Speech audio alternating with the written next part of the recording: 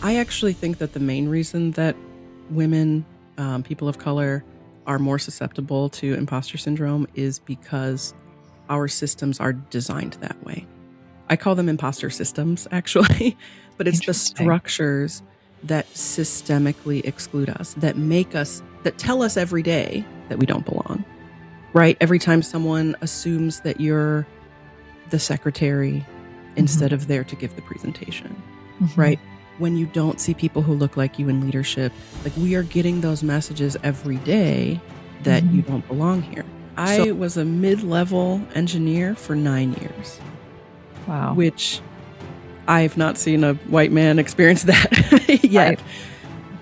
Right. And a lot of it was that the things that I really excelled at, being able to run the meetings and help improve our processes and make sure our documentation was up to date and all those communication skills, those things were not promotable. And I think that is it. Moxie is audacity, right? Having the audacity to ask for more, to show up as yourself, just all of that.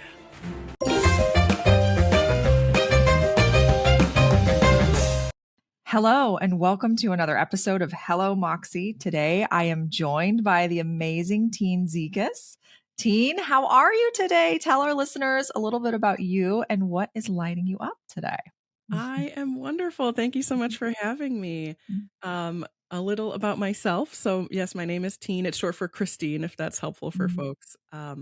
And I actually started my career as a math teacher.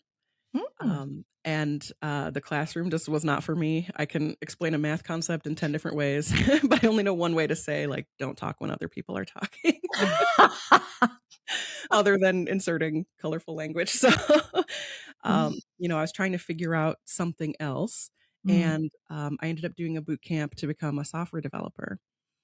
And that transition from a very like female dominated, social justice oriented industry to the very white male dominated bro culture of tech was pretty jarring. And, especially for me as I would meet guys who had been, building computers since high school. And I'm like, I learned to code when I was almost 30, like there was a lot of imposter syndrome. But for me, what spurred me on was knowing that I wasn't going to find out that the guy sitting next to me who had the same level of experience was making more than I was. So even as a brand new developer, I negotiated my salary every time. Through a series of job moves, I doubled my teaching salary in 2 years, and I more than tripled my teaching salary in less than 5 years. Wow. And now I coach other Black women on how to do the same thing, how to make career moves, pivots, salary negotiation, and how to fight that imposter syndrome. Amazing. I started my business as a speaking business. I was speaking on imposter syndrome, especially for women in tech, people of color in tech, but focusing just on speaking just wasn't feeling aligned. And I was talking with a coach and she said, well, what lights you up? And I said, getting Black women paid. And that is now the business. So I am the founder and CEO of Getting Black Women Paid. I love that. That's beautiful. Such important work. Well, oh my gosh. So I'm just so curious, what led you to choose software engineering when you were deciding to make that pivot? Because that's a significant pivot from being a math teacher, right? Yeah, Very yeah. brave. A lot of moxie, Teen, a lot of moxie. So, Thank you. Yeah. and I think a lot of times people have this notion that like our careers should be this linear journey of like, Mhm. but so many women I talk to, it's not. And I Right. just think like, especially for younger women, if we can normalize that for them to be like, it's okay if you want to change or switch or make a pivot. There's no shame in it, right? So Absolutely. anyway, tell me more about like what was it that like made you Yeah. choose that path? Because that's a big, bold path to switch to. Yeah. So I had no idea what I was going to do after teaching. I didn't actually mention this before. I was a teacher with my own classroom for 6 school days. Wow. It was when I tell you it was not for me, it was Yeah. not for me. And so I quit with no plan. And to try to figure things out, I ended up serving as a substitute teacher. Mm. My old high school had 5 math teachers having babies that year. So I just did all of Wow. their Yeah. parental leaves. And so I taught everything from algebra to calculus. And one of those teachers also taught AP Computer Science, which was kind of an intro to Java course. Mm, So I was staying a chapter ahead of the kids mm, and realized that I actually kind of liked coding. And mm, one of the things that struck me was that all 30 kids could have a different answer and be right. Like mm, in math, it's like, okay, did everyone get 17? But I didn't realize there was actually creativity in mm, programming. mm. And so that was when I started researching and I found a coding boot camp, and the rest is history, as they say. I love it. You were just curious and following the breadcrumbs. Yeah. That aligns really well with we have a Moxie method framework that we teach in our programming. And the second stage of it is all about getting curious about what's lighting you up. What are you drawn Mm, to? What does your body tell you that it really enjoys doing, and just like yeah. leaning into that to find out what your strengths are. Oh, I So, love that.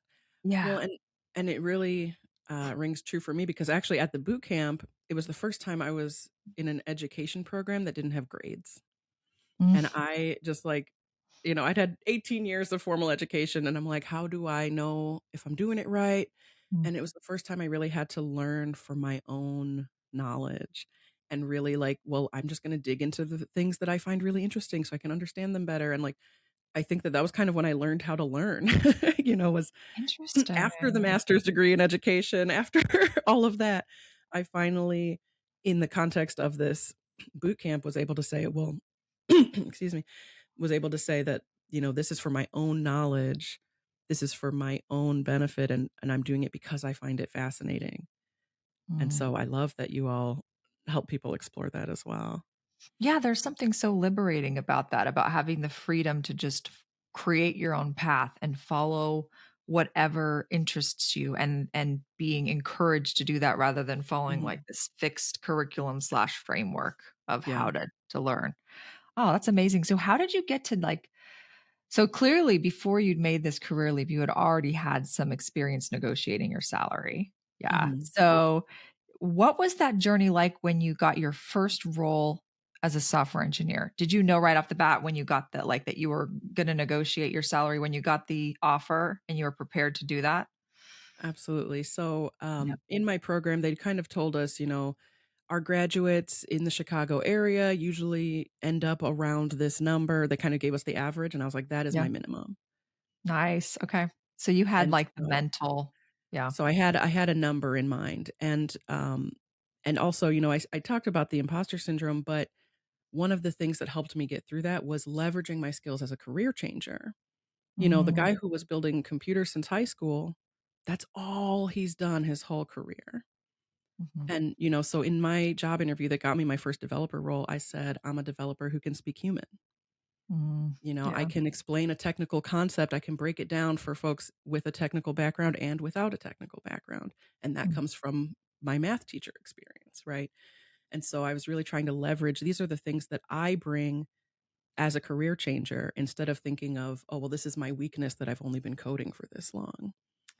That's such sage advice. I think I had a woman on the podcast who switched from being a flight attendant to becoming a UX designer in tech. Oh, And she was amazing. sharing that for a while, she had a really hard time getting a job because she was just focusing on her current experience of what she had learned, and kind of like almost like, trying to cover up the fact of all of her previous experience because she didn't feel like it was Mm, relevant.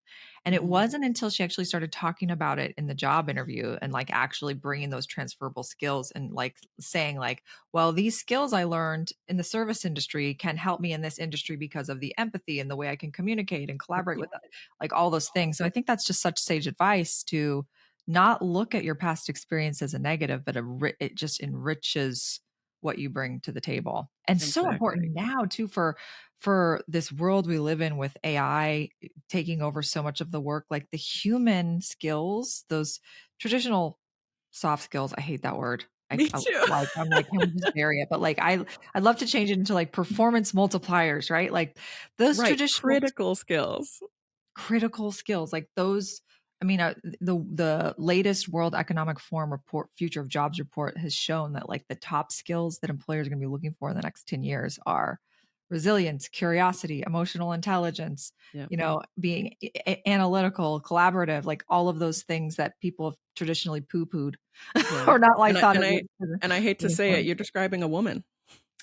Exactly. I know. That's what I tell my I'm like, "You guys, this is your sweet spot. Like, this is your superpower. Like, lean in." Yeah.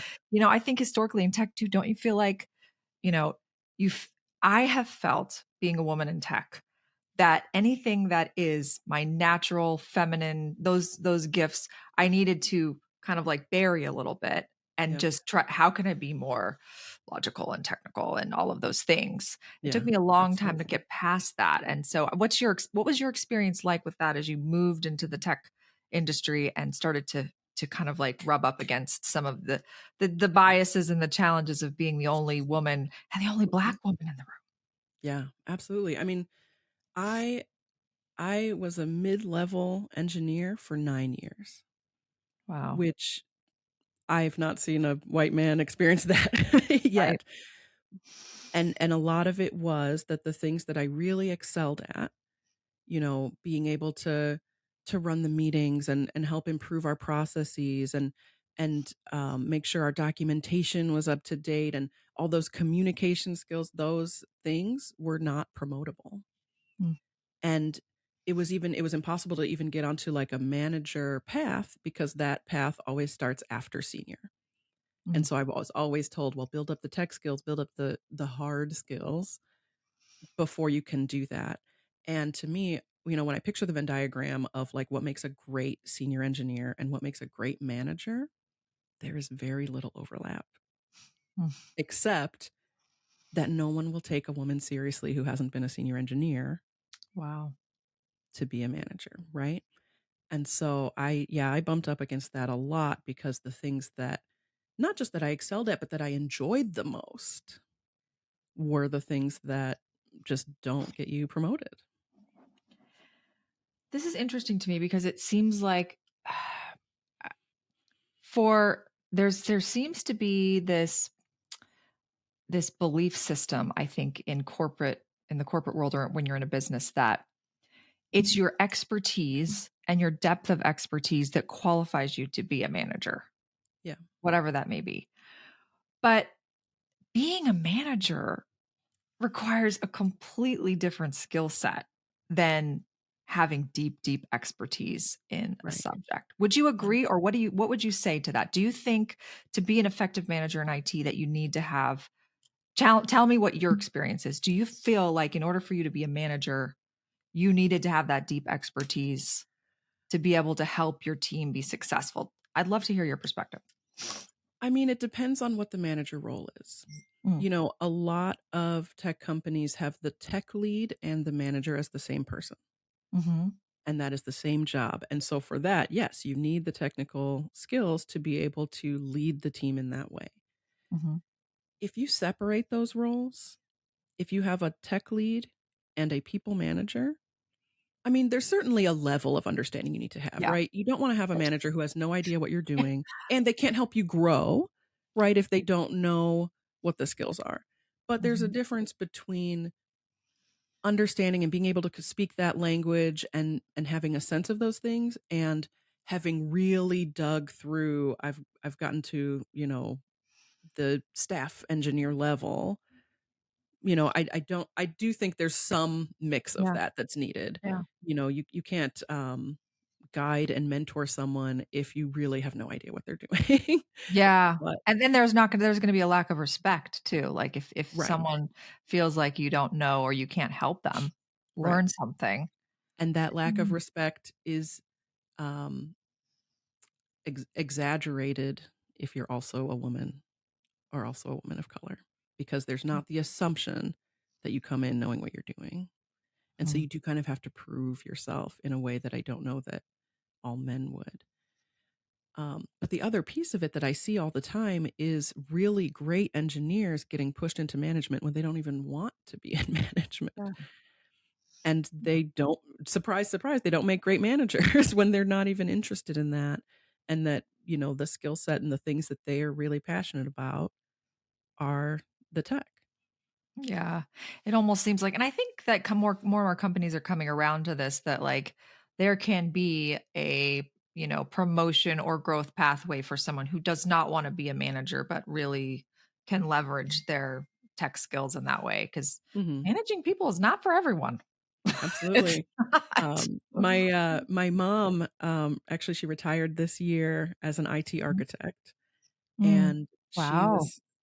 she was at the same company for 40 something years, longer than she was married to my dad. Like, she has been there Wow. my whole life, and they asked her to manage many times, and she said, "No, no, no, that's not for me." And, ended her career as a very high up Yeah. technical person. Yeah.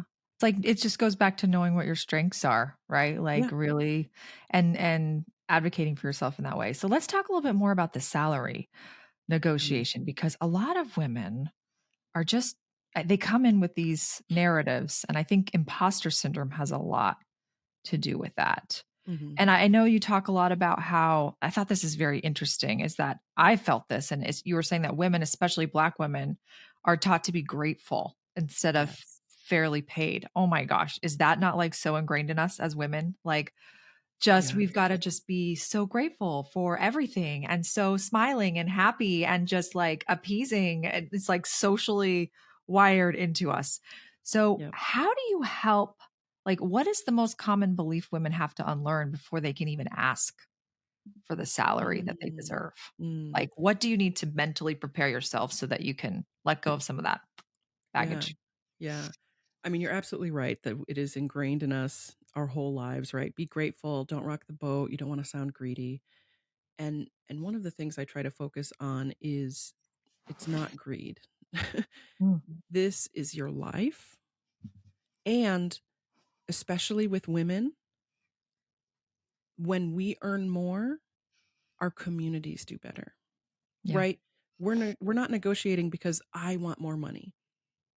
It's we're supporting our families, we're supporting our communities. We are doing so much more with that money yeah, than a lot of other folks are. And even if you're not, do you want to find out that the guy sitting next to you who has the same level of experience is making more than you? If I get offered 120 and the guy next to me gets offered 120 and I say, "Yes, please, thank you," and he negotiates and he comes in at 128. Now mhm, we're on an uneven field, and every raise, every bonus, everything is a percentage. So that gap just gets yep, wider and wider. yep, And so that's what spurs me on just for that initial courage. But mhm, the logistically, the best piece of advice I can give is when that offer comes, well, this is for negotiating when you're getting a specific offer, is start with, "Thank you so much. I'm so excited. I'd love to see, a write-up of the benefits and get back to you." And then get off the phone. You don't mhm, have to, in that moment, do the accept it. calculations and decide what you're doing. And, you know, um, I actually had an experience with this. I was making about 100,000 and my goal was to get to 120. And I was applying for same level. I wasn't leveling up. This was going to be the same level role. And I was offered 140. Mm, And I wanted to say yes, please, and thank you. But instead, I said what I always say: "Thank you so much. I'd love to see the benefits and get back to you." And I got off the phone. And then that day, I saw a tweet back when they were still tweets, and it said, "Black women, whatever you were going to ask for more." mm, I was like, "Dang, I still got to negotiate." So I did some math. It was mid-year, and I realized that leaving my current company mid-year, I was leaving a lot of money on the table, right? I wasn't going to get my mm, annual bonus. I yep, was going to have to start over on my deductible. I did some calculations and I realized I was leaving about $15,000 on the table by mm, leaving mid-year. yeah, So I asked them for that 15,000 and they gave me 8. So I came in at 148. And when I got there, I quickly made friends with the other 2 women. And we talked about salary, and it turned out I was making 15 to 20,000 more than each of them. And so when mm, it came time for annual raises, they were able to say, "I know you're paying people 148 now." And then mm. they got moved to 148. Yeah. And so that's the kind of thing that can happen when we're asking for more And talking about it and not and having it talking be a about it. taboo topic. I think historically, when Absolutely. it comes to financial anything, I think for women, it can feel a little bit taboo to talk about, "Oh, what are you investing in?" Or, Mhm. "How are you" like, but more we have those conversations and just really get curious about other women or what other women are doing and learning from Mhm. them, it's just gonna help us build wealth sooner because we're gonna be learning Right. and from other people, and in this case, understanding. And so the only way we can break the taboo topics is by leaning into the discomfort and just starting to ask the Yeah. questions. It's not gonna feel Yeah. great, right? Like, let's be honest, negotiating a salary, it doesn't feel great. It's not like you're Mhm. like, "Oh, I've got this great feeling in my gut." I mean, it feels right to do it, but it's not like it's not like you're having a birthday party, you know? Like, Yeah. Yeah. there's some sort of like social discomfort a little bit with that. I've Mhm. negotiated salaries in the past, and you do have these like, oh my gosh, what are they going to think of me? Like, Yeah. so how do you Yeah. help women move past some of those things? Like, what are they going to think of me? How's it going to be when I start? Are we going to Yeah. start off on a bad foot with them? Is it going to impact our relationship if I'm being this way up front? What would you Mhm. say to women who are worried about that? I love that. I love this question, and before I answer it, I do wanna go back to something you Mhm. said. Also ask men how much they make, Yeah. because Yeah. that's how we find out that gap is there, right? If we're only Yeah. asking other women, So we might true. all think, "Okay, yeah, 120 sounds good, 120 sounds good," but then we find out Yeah. Joe's making 150. So Wait a true. minute, so I Mhm. mean, it's hard, but do try to have those conversations. Yeah. But yes, I do wanna get back to your question. So, the way that I try to approach a negotiation, yes, I still get that feeling in my stomach. It doesn't feel good, but I try to approach it as a collaboration instead of a Mhm. me versus them. Because me versus them, they're huge. I'm terrified of me versus them. Instead, it's, hey, I'm so excited to bring XYZ to your team. And I'm really excited about this offer. But in doing my market research, I was actually hoping for closer to this. How can we work together to get closer to that? How can we work together? And now it's a collaboration. It's your first collaboration with this group. And it will also tell you a lot about what that relationship's going to be like. Mhm. And you can get creative and say, if they can't come up on salary, okay, well, maybe we can talk about PTO, or we can talk about the work from home stipend, or, Yeah. I see you have tuition reimbursement, but you have to be an employee for a year first. Well, I'm already in a program. Could we waive that 1 year? Right? Mhm. There's so many different ways to increase the value of the overall compensation. And the more that you can get creative with it, the more you're telling them, I'm not just here playing hardball. I'm not just saying, this is my number, take it or leave it. I'm Yes. saying, how can we work together within the constraints that you have to get closer to something where we're both really excited? Yeah, and I will say as an employer myself, I think when you have the confidence to have these conversations, what it says to your employer is this is someone who believes in themselves, right? Like they Mhm. believe in themselves, they believe that they're worth it, and they're going to show up that way at here.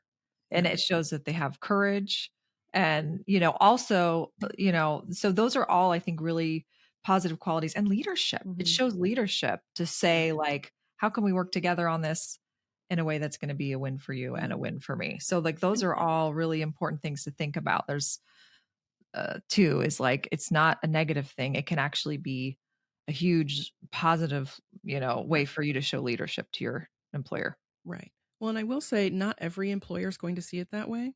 Yeah. I have coached a person who negotiated and the company rescinded the offer. Mm, And here's what I'll say mm, about that. Two things. One, thank goodness she doesn't work for them. Because if mm, you get punished for advocating for yourself, mm. what is that work experience going to be like in any situation, right? So maybe it's not negotiating, but maybe it's, hey, I don't have the resources I need, or, hey, I need some support in this. But if the response of that company is to punish self advocacy, it is a blessing to you that they showed you at this time. And I'm Yeah. saying that with the caveat of I know we're in a terrible job market right now. Mhm. You need it. If you need it and they're offering you enough and you're desperate and you've been looking for a year, take it. And you can even say, you know, I'd love to revisit my compensation in 90 days. Get that Mhm. in writing in Yeah. your offer. You know, you don't have to if it's a situation where you're like, "Hey, I need to pay the mortgage Yeah. and I'm afraid that this offer might not stay if I negotiate." I'm not here right now telling you in this job market, well, good riddance to them. If you need it, take it. And there are still ways to negotiate once you're there, Mm. That's you such an know? interest that's great advice to actually have it baked into your contract to revisit it in 90 days. That's really smart. I like Yeah. that advice a And it lot. even could be the Mhm. title, right? I think a lot of Mhm. us will take a title that's lower than we think we should have, and we'll say, "Well, but then I'm gonna kill it, and they're gonna notice, and they're gonna" No, they're not gonna notice anything. You need to Mhm. show them, tell them, not Mhm. just show them. The work's not gonna speak for itself. You need to tell them what you've done, but you can also build in, "Hey, I know this is what you're offering right now. Um, I was hoping more for this title. Can we revisit that in 90 days?" Mm. Yeah. So good. Oh, okay. I love this. So, my next question for you is just about this. When you're a woman in tech, you're the only woman in the room, and Mhm. especially if you're a Black woman in tech. And there's research that shows that isolation also often correlates with being underpaid. So, have you experienced this? And I think you talked about it a little bit with like having more conversations with the women that you worked with, but like, what's your Mhm. experience with feeling this like isolation eroding your confidence and your compensation? Mm. Well, so I mean, as I said, I when I came into the industry, I came with this notion of like, I'm gonna negotiate no matter what. Yeah. So, to this point, I have not been in a situation where I have found out I'm underpaid Mhm. compared to my peers. Um, but the isolation is real. Um, a friend of mine put it so well. She was talking to her boss about the culture, and she said to him, "Have you ever dropped your wife off at like a baby shower or a bridal shower and thought like, I'm not going in there?" And he's like, "Yeah." And she Mm. said, "That's what it feels like to come to work every day. Mm. Like we're not purposely excluding you, Yeah. but the way that we interact, the way that the culture is, you feel isolated and uncomfortable every single day." Mhm. And that's just not a setup for collaboration, for confidence building, right? Mhm. I've definitely had really lonely times at work. I worked at a company where the elevator was on one end of the building and my seat was on the other end. It was almost a city block that I had to walk. And I was so used to people just ignoring me. And one morning, someone smiled and waved. And I was about to say hi, and I realized that they were waving to the white woman behind me. Mm. And I just thought, I hate it here. Mhm. I just was so lonely. And Mm. it's like, how do you thrive in what you're doing when on your day to day you're just so deeply lonely? And Mhm. that was 2020. So that was when George Floyd happened, Mm. Mhm. and I had one black colleague, um, and I'd kind of go to him every time something like that happened, or I wanted to call in black one day, and just not deal with it. Um, and at the time, I was looking for another job. And during that interview process, I don't know what gave me the courage to ask for this, but I asked to speak with a woman engineer and a black engineer Mm. before they'd even decided to hire me. And so they set up those meetings, which, first of all, I'd never been to a company that would have been able to provide both of those things. Right. Yeah. What a smart question to ask. And so then those meetings too, like those people were not involved in the hiring decision. So they were able to talk to me, I think, more openly than maybe someone else might have. And one of them said, one of the tough things about the pandemic is like during George Floyd and stuff, I really wanted to be at the office, to be with the other black folks and to be whatever. And I thought, oh my gosh. Whereas my thought had been, thank goodness I don't have to go to the office. Thank goodness Wow. I don't have to put on a smile and pretend things Mm. are okay. And I thought, I want to work here because they have Mhm. established such a community that they feel like they're supporting each other, Yeah. and so, there are places to seek that out. There are places to seek out, is this company intentionally hiring women? Right? Yeah. Like, are there women engineers who are there women in leadership? Are there women engineering managers? Mhm. Right? Like you can seek that stuff out. Yeah, that's really good advice for someone who's looking for a job. You can suss that out before as you're because you know when you're looking for a job, they're looking. It's like a mutual fit, right? Like Right. you're interviewing them as much as they're interviewing you, and so be Exactly. very like that's really sage advice to like look at the leadership of the company. Are there women in leadership? Mhm. That is like Yeah. green flag number one. Like if you I see that they once have women in leadership, then you're like, okay, they're actually putting their money where their mouth is here Yes. and they're Yes. seeing that diversity actually does create and innovate. Because that's the other thing that a lot of people don't realize is that having a diverse workplace, it's just like it creates so much more innovation.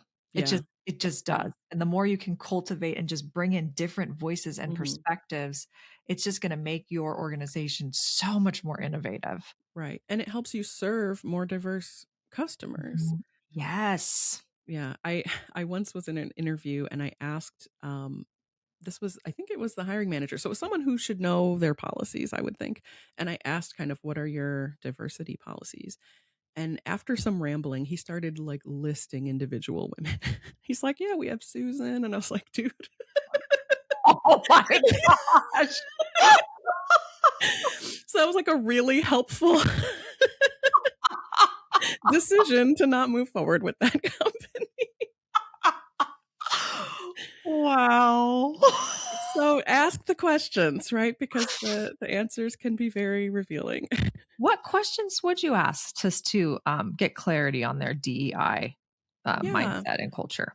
Um, I mean, I think a very basic one is, kind of what are your diversity, equity, and inclusion goals or policies, Mhm, right? Because some companies don't have them, and you that will be very clear in the answer, right? mhm, But if they have them and they're serious about them, then anyone in a hiring position should know what they are and be able to speak to them, mm, right? If there is an actual policy and there are actual targets and goals that they're working towards, they should be able to speak to that in a way that's meaningful.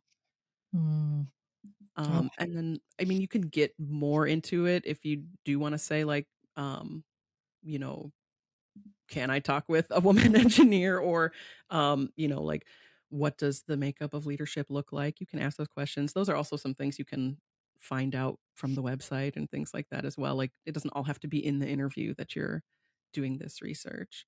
mhm, But yeah, I think just like I usually include just one basic question about mhm. diversity, um, just from the top. So, you sharing your experience of how isolated you felt when you were working at that organization, it makes me, like, very curious to know what would what would you have needed in that space for you to have felt like you belonged and less isolated? What were the, Mm. let's say, the DEI initiatives that you would have liked to have seen that would have helped you feel safer there? Sure. Um, I mean, part of it is numbers, right? Like the Mm, initial diversity metric is the numbers, right? mm, I remember being overrepresented on their website, right? Like there was just pictures of teen, like, hey, we got a black woman. mm, um, I well, and I'm trying to think about how to phrase this. So the for okay, so for example, the bathrooms were gendered.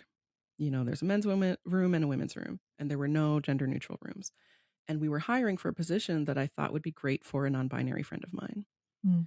And I told my manager, I have someone who I would love to refer, but I don't know where they would go to the bathroom. And his response to me was, "Well, can you ask them if that's a deal breaker?" Wow. And I'm like, "No, I'm not going to ask this person if they want to get kidney disease from holding Wow. it 9 to 5." Like Wow. that's an invitation for you Mhm. to talk to somebody about, like, maybe we should change this up. Yeah. And Right. so for me, I think it's just an organization that's willing to like receive feedback from their people and really think about, hey, like, do we want to make some changes based on this feedback instead of, well, can you Putting try it to on fit the into what we candidate. already have? Yeah. Yeah. putting it on you to have to like, yeah, suss that out. Oh, wow. Okay. Yeah. So, okay, I would love to know. I mean, I think clearly isolation is one thing that women feel that would likely lead them to feel more vulnerable to imposter syndrome if you feel Mhm. isolated, not supported naturally. So, are there any other things that you think kind of predispose women to be vulnerable to imposter syndrome? And how do you suggest women kind of like really try to navigate that, especially when you're a woman underrepresented in the Yeah. tech sector? Yeah. Well, so I actually think that the main reason that women, people of color, are more susceptible to imposter syndrome is because our systems are designed that way. I call them imposter systems, actually, but it's the Interesting. structures that systemically exclude us, that make us, that tell us every day that we don't belong, right? Every time someone assumes that you're the secretary Hmm. instead of there to give the presentation, Hmm. right? When you don't see people who look like you in leadership, like we are getting those messages every day that you Hmm. don't belong here. So I my issue with the term imposter syndrome is that it sounds like a clinical diagnosis. It Yeah, sounds like it's a problem with you. like you're crazy. No, you have your eyes open, right? Yeah. You are seeing people give you messages every day that tell you you do not belong or that you're not, you need to prove something. Hmm. And so for me, I think the first piece is just recognizing that those are external causes Hmm. and that I get to choose if I internalize them. Hmm. And then it's about really recognizing your specific triggers, right? So it might be, you know, I'm really a perfectionist. I think that if I don't do the demo perfectly or if I don't have this thing perfect, then everyone's going to know I don't really belong here, right? Maybe, perfectionism is my, is my trigger, or it's every time I'm going to have to speak up in a meeting, or it's every Hmm. time I'm going to have to get feedback on my code, or whatever it is. You kind of figure out what your triggers are that lead you to those imposter feelings, and then work on the strategies that help you at least speed up that cycle of I'm Mm. feeling like this and I'm going to do it anyway. Yes. And maybe those strategies are, you know, writing down all your accomplishments. Here's all the times I pushed through it and it was awesome. And I'm going to log all the positive feedback I got, and then I'm going to go back and say, like, yeah, I killed it. I Mm. this many times, and like obviously I belong here.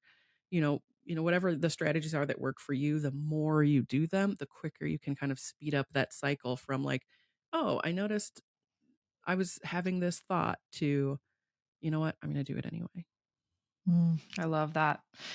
We love the do it anyway. Feel the fear and do it anyway. Like that Yeah. is that is the key because fear is a signal. It's important. We all feel it. We're human. We're wired that Mhm. way. We don't need to see it as something that is a negative thing. It's there to Yeah. teach us for sure. Oh, so good. Okay, I would love to know, Teen, can you share a moment when you standing up for fair pay or inclusion came at a cost? Mm.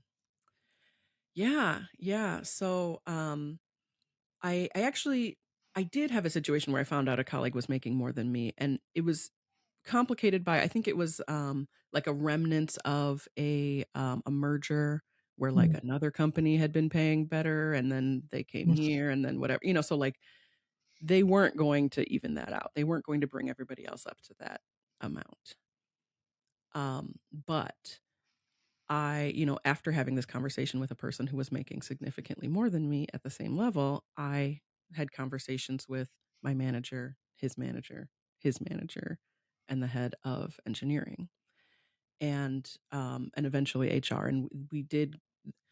Their conclusion was that I'm actually paid one of the best in the thing, and it's all very according to our data, it's within market value, and you know you can't see that data, but trust us. Like there was a lot of hand wavy stuff because my data from Glassdoor was not as reliable as their data that no one can mm. see. Um, and I cannot say that this was definitely related, but um, later, um, the leadership became concerned about my LinkedIn activity because I do run a business. And I was approached about posting during the day, and that like maybe there's a perception that, I'm on LinkedIn all day. And, and it was it was shocking to me because well, first of all, I was like, those posts are scheduled. Yeah. Like it is, you know, But also, are you getting the work done? Like, oh, yes. So, yes, right. In that conversation, right. it was, oh, and by the way, my performance is continuing to be excellent, and no one has any concern about my performance. That was like reiterated multiple times. Okay. It's like, And so they were going to ask me to schedule them for times outside of business hours. And I said, absolutely not. Here's the reason. The reason that they are scheduled for those times is because that's when everyone else is on LinkedIn. mhm. First of all, that's why the algorithm, you Yeah. know, promotes things that are posted during work hours. That's when people are on LinkedIn. So like, calm Yeah. down. Um, but also, yes, my performance was still excellent. Mhm. So, we ended up compromising that I would have like a disclaimer at the bottom of all of my posts, like, hey, this was Wow. pre-scheduled. But I turned it into an opportunity because my disclaimers say something more like, hey, this was pre-scheduled and I teach other women how to work full time and run a business and automate. If you want to know more, DM me, right? Like I Nice. turned it into something more promotable. But it's impossible for me to say whether like that's retaliation or not. But like in this giant company, the idea that leadership is like on my LinkedIn, like it seems like that could be related to me also. Well, and that my LinkedIn is about getting the pay you deserve, and that I was advocating for better pay, and I can't say that it was definitely retaliation, but it definitely felt like Yeah, it seemed like retaliation. it, especially the timing of Mhm. it after you had been having those other conversations. Like, Right. they had their eyes on you and they were, yeah. Man. Well, that's, I think, what's beautiful that about that experience is that you were able to negotiate. Again, you have Mhm. great negotiation skills. It's very clear, a good outcome, but also you were able to frame it in a way that still helped you do what you're passionate about and live out your mission to help support. And so I think that's great advice for women listening, is that when you start to use your voice more and you start Mhm. to ask for what you deserve, it's not gonna be comfortable, and there are gonna be times when there is gonna be a cost. Like, Yes. are you willing to pay that price and know that there's gonna be a cost for this, but is it worth it for you to be honoring your values and honoring, who you are? I mean, you talked about the woman whose offer was rescinded, right? That was a cost, but Mhm. ultimately she learned a lot through that experience about this employer. And Right. ultimately, you learned through this experience that you had in a way that was able to help you serve Yeah. women and promote this in a new and creative way. Right. So there's And always a way around. yeah. And sometimes that information is, "Hey, I gotta get out of this place." Right? Exactly. They Yes. are not gonna support me in the way they're not going to, value me in the way that Mhm, I feel I deserve. I gotta mhm. move on, you know? Exactly. And so all of those negative experiences, if you're approaching it from a growth mindset, right, they're Mhm. all lessons, and sometimes the lesson is, "This place is not for me." Yes, and that's okay. Yeah, Yeah. totally. Oh, so good. Well, I would love to shift gears a little bit, Teen, and have you, I'd love to hear from you. Who's a woman in history who you just really admire, that you share similar values? And I'd love for you to tell our listeners a little bit about her. Absolutely. So, a woman that I admire is Maya Angelou. Oh my gosh, Um, I love her. I know. Oh I my mean, gosh, she phenomenal woman. I just watched her perform that poem the other day, of an old video clip of her performing that play. mm, mm. Phenomenal woman. It's Yes, yes. I mean, she's like the embodiment Mhm. of, like, grace, confidence, Yes. you know, activism, Mm. and just she carries herself with a sense of dignity and, like, Oh, such deserving that Yes. is just so admirable. But the Mhm. thing like, puts her to the number 1 spot for me is that she also talks about imposter syndrome. Mm.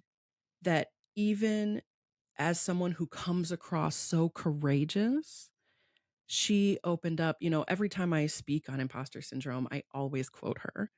Mm, She said, "I've written 11 books, but each time I think, uh-oh, they're gonna find out now. I've run a mm, game on everybody and they're gonna find me out." And to hear that from someone that you look at with such admiration can really normalize that mm, experience of, like, even someone like that has these feelings and works through them and pushes through them, and it encourages me, 1, to keep normalizing that experience and to keep mhm. talking about it even as I grow and I succeed more. That's when it's even more important to tell people, "Yeah, and I'm scared when I'm doing it," Yes, and exactly. I just admire that so much about her, that even in all of her success, she can speak to that vulnerability. That's one of the things I love about her too is just her deep authenticity.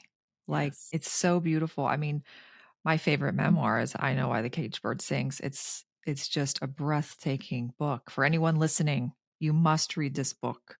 I feel like it's like human it's like a rite of passage that you have to Mm, read this book. It's such a beautiful, very deeply relatable story, and the way that she yeah, shares about her experience, the bravery and the courage that it took for her to be so authentic and vulnerable in the telling of that story, the way that she told it and how, yeah. like, you have to be so, so I love to write. I'm writing a play right now, and as Oh, I'm writing, fantastic. when you write, I don't you do have to go to dark places to kind of, like, pull out Yeah. whatever. And not everybody is comfortable with that. Not everybody can do that. And she's one of those women that I really admire because she can go to those dark places and it's like she's unearthing these really, I mean, she was raped as a child. It was just Yeah. so traumatic. And the way that she's able to just, oh, like the way she wrote about it was so authentic and vulnerable and real. Like you could Mhm. feel the connection she had to this person, Yeah. and it was so, oh, anyway, I'm rambling, but, like, she's Yes, just so she beautiful the was way that she incredible. can just, like, go to those places and bring it out in a way that really helps people to be able to be like, "Oh my gosh, I know what that feels like." Yeah. And it's like a connecting thing you can, like, and we Mhm. need that. She's able to connect people the way she, yeah, Yeah. anyway. And it helps us be more vulnerable too. Mm, It helps us, kind of realize the power in sharing those moments and in connecting more deeply with people. mhm. Yeah. Well, it's so interesting because as you are talking about, like, some of the things you value about her, it's so clear that you live those things yourself in the way Mm. that you show up, you know? Um, Oh, thank you. yeah, it was just That's an really honor to cool. hear. Well, no, I mean, because this whole conversation you've been talking about, like, vulnerability and, recognizing the imposter syndrome, but, like, Yeah. your work is all about dignity and giving yourself the grace and the dignity, so it's just like I can see the parallel, so I think it's really beautiful that you're carrying on that legacy. 'Cause yeah, Oh, thank you very for cool. saying that. I appreciate Yeah, do that. you have, like, a favorite, memory or story? Like, how did you first discover my Angelou or anything that Oh my you goodness. Um, started to fall in love with her? so this is very silly.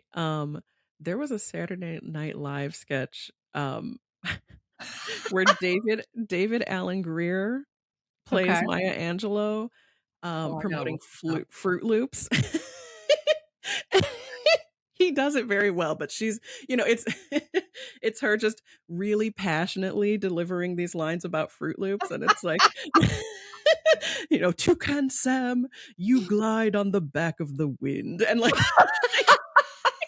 it is the funniest thing, and my kids quote it, like, we watch it all the Oh time. my gosh, And that's so I think hilarious. that was and I saw that and I was like, "Who is this?" 'Cause I mean, that was when I was a kid, Yeah. and so that was kind of my intro, was not even her, but just someone Wow! imitating her essence.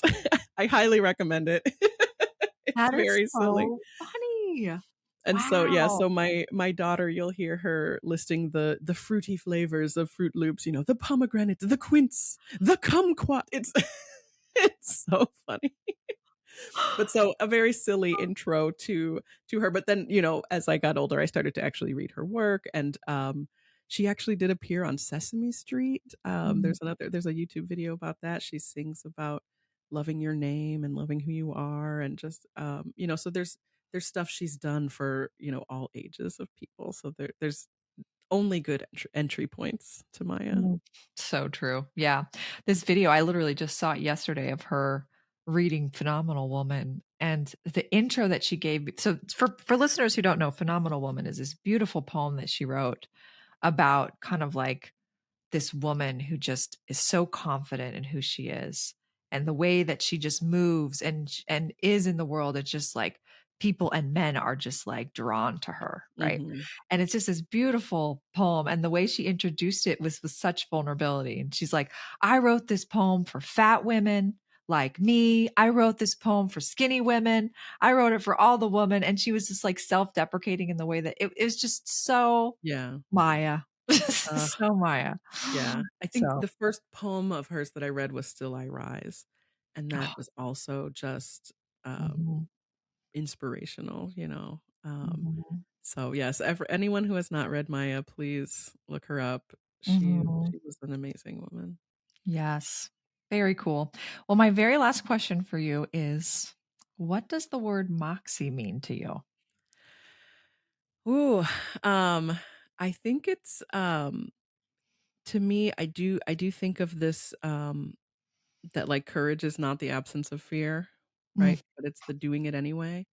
And I mhm, feel like Moxie is the embodiment of doing it anyway. I had a client once refer to me as her audacity coach. mm, And that I think that is it. Moxie is audacity, right? Having the audacity to ask for more, to, to show up as yourself, just mhm. all of that. I love that. It's so fun for me to ask this question because everyone has a different answer. And I love that Moxie is the embodiment of doing it anyway and having the audacity. And it's so clear that you live with Moxie with your work that you're doing. And I'm so honored to have you as a guest on the show and share your story. And for our listeners out there, please connect with Tine. And I mean, I just love what you're doing and how you can use how you're supporting Black women, especially in their careers. Thank And you. so, Thank you so yeah. much. So keep up the great work. And thanks for being our guest. Yeah, I've loved it. This was so fun. Thank you. Yeah. And until next time, say hello, Moxie. Thanks for listening to the Hello Moxie podcast. If today's story sparks something in you, share it with another woman who's ready to rise.